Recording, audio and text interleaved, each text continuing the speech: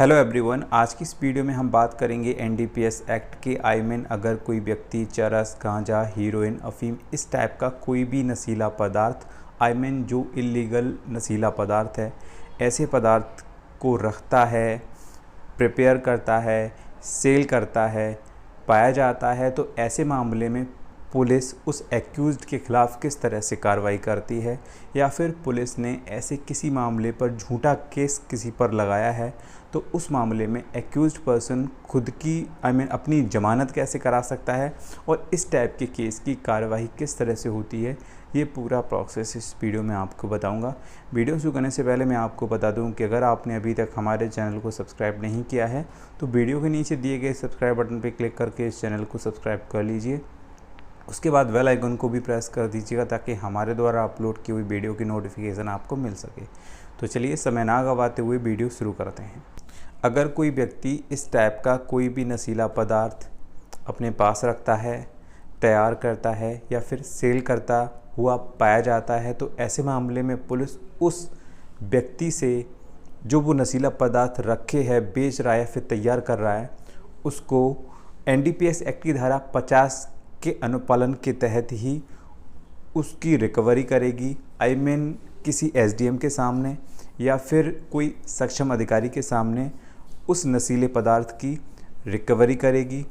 उसके बाद उस एक्यूज्ड पर्सन को जिससे वो नशीला पदार्थ मिला है उसको एनडीपीएस एक्ट की धारा 42 के तहत गिरफ्तार करेगी और उस एक्यूज्ड के ख़िलाफ़ एनडीपीएस एक्ट की धारा 8/22 के तहत एफआईआर करके चालाना करेगी और उसे जेल भेज देगी। अगर इस टाइप का कोई भी केस पुलिस ने अगर झूठा लगा दिया है तो ऐसे मामले में एनडीपीएस एक्ट की धारा 50 जो कि एसडीएम या फिर किसी सक्षम अधिकारी के सामने ही नशीले पदार्थ की रिकवरी होनी चाहिए, वो उस कंप्लायंस का अनुपालन नहीं हो पाएगा। ये भी एक बेस बनता है बेल के लिए अगर वो व्यक्ति निर्दोष है तो। वैसे तो कई बार ऐसा देखा गया है कि अगर कोई रियल केस है, वास्तविक अगर कोई क्राइम हुआ है, तब भी पुलिस जो है एक्यूज्ड के बिहाफ पर कि एक्यूज्ड ने मना कर दिया या एक्यूज्ड पूरी तरह से भरोसा करता है, तो इस आधार पर वो एनडीपीएस एक्ट की धारा 50 का अनुपालन नहीं करती है, जिसका फ़ायदा बाद में एक्यूज अपनी ज़मानत कराने में कर जाते हैं। वो एक अलग बात है। तो लेकिन अगर निर्दोष व्यक्ति है तो इसका बेनिफिट उसे मिलेगा, सबसे पहली बात।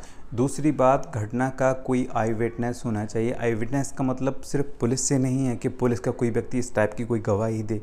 पुलिस कुछ भी कहे, पुलिस की बातों पर बिलीव नहीं किया जाता है कोर्ट में। पब्लिक का कोई गवाह होना चाहिए, ठीक है, स्वतंत्र गवाह होना चाहिए जो कहे कि हाँ इस घटना को मैंने अपनी आंखों से देखा है, इससे इतना माल बरामद हुआ, ठीक है, तो वो मैटर करता है। दूसरा पॉइंट हो गया, अगर कोई स्वतंत्र गवाह नहीं है, निष्पक्ष कोई गवाह नहीं है, पब्लिक का कोई गवाह नहीं है, ठीक है, तो वो भी आधार बन सकता है।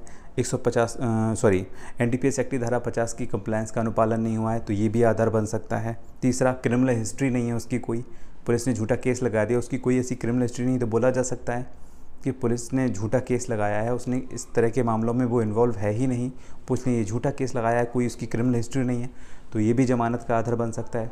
और एटलीस्ट अगर मान लीजिए कि उसने ऐसा कोई अपराध किया है, ठीक है, और उस पर किसी टाइप की कोई भी छोटी मोटी मात्रा पाई गई है, 150 कंप्लायंस का अनुपालन भी हुआ है, उसके सामने इस तरह की मात्रा पाई गई है और मात्रा बहुत कम है, तो उसको भी उसमें आधार के लिए रखा जा सकता है कि उसमें 5 ग्राम नशीला पदार्थ मिला है जो कि व्यापारिक नहीं है, इससे वो व्यापार नहीं कर सकता है, ठीक है। हो सकता है कि उसने अपने पर्सनल यूज़ के लिए ये चीज़ रखी हो थोड़ी बहुत, तो इन आधारों पर जो है बेल के लिए अप्लाई किया जा सकता है। और ज़्यादातर मामलों में एनडीपीएस के मामलों में इन पर बेल मिल जाती है, लेकिन कोर्ट पर डिपेंड करता है कि कोर्ट इस चीज़ को कैसे देखता है और फाइनल डिसीजन कोर्ट देता है कि उस पर बेल देनी चाहिए कोर्ट को कि नहीं देनी चाहिए।